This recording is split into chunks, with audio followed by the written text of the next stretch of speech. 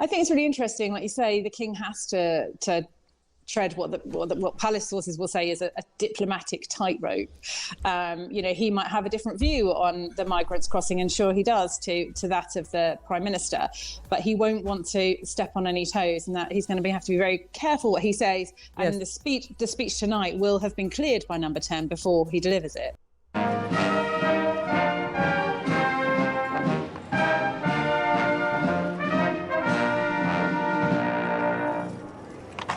Procession that is forming now will take the President and the King, Mrs. Macron and the Queen, around the side of Windsor to the Long Walk and then up into the quadrangle along what was always designed to be the most impressive processional route.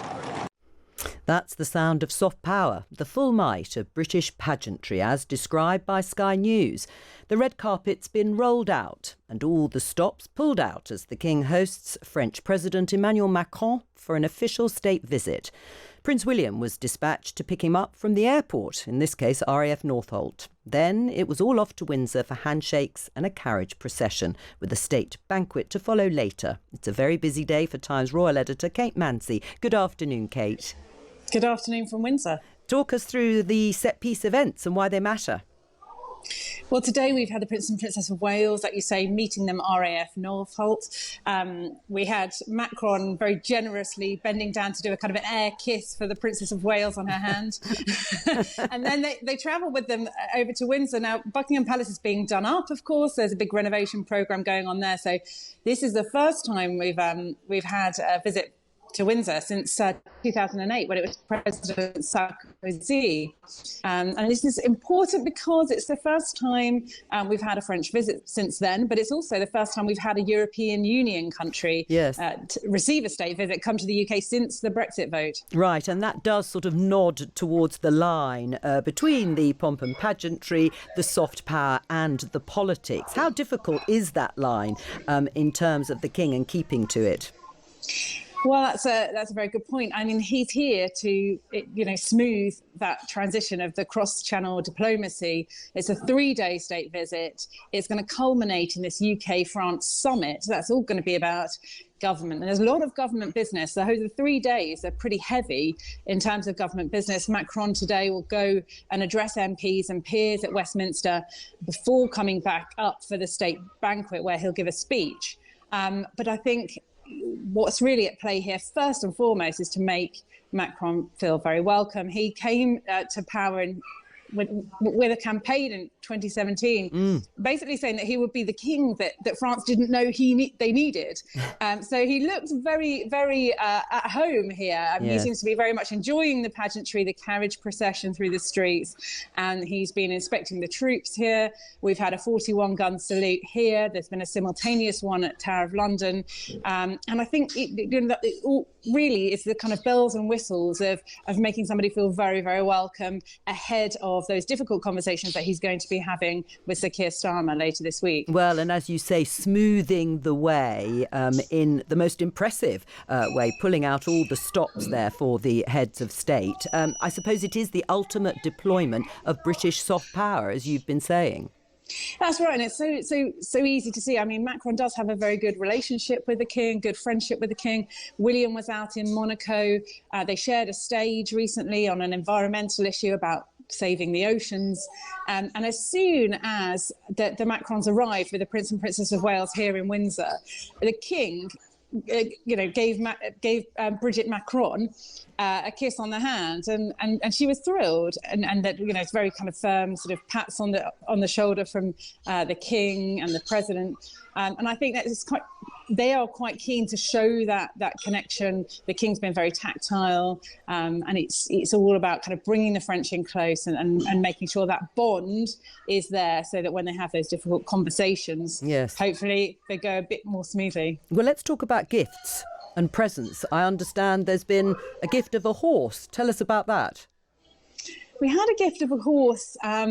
in 2022 from the French president, and he's going to be visiting that horse while he's here. All these symbols, we've been hearing reports today that the Bayeux tapestry is going to be returned on loan for a little while.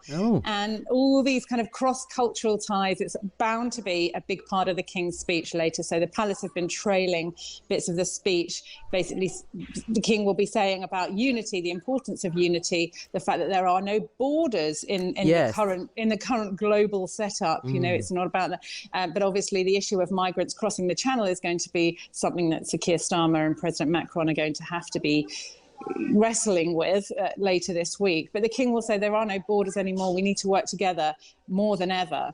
And that's going to be his sort of take-home message from the banquet tonight. Now, I'm told there's going to be a mixture of English and French cuisine there. I think we're going to see some high-profile A-list celebrities as well. So it's going to be quite glamorous. Gosh, it's wonderful that you're there.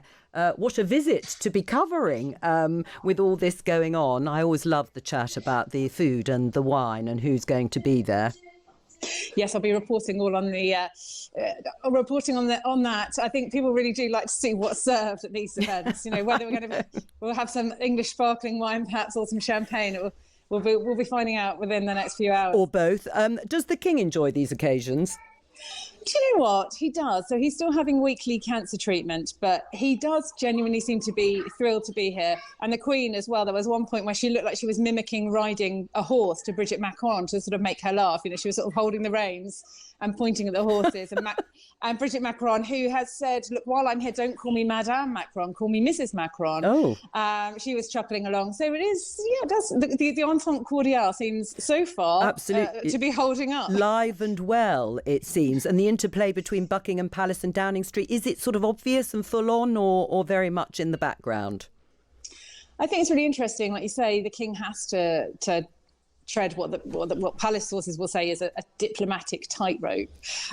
He might have a different view on the migrants crossing, and sure he does, to that of the Prime Minister, but he won't want to step on any toes, and that he's going to have to be very careful what he says. And the speech tonight will have been cleared by Number 10 before he delivers it. Kate Mansey, thank you very much for joining us, and enjoy the state visit. That's all we have time for today. I'll be back tomorrow with Times at 1.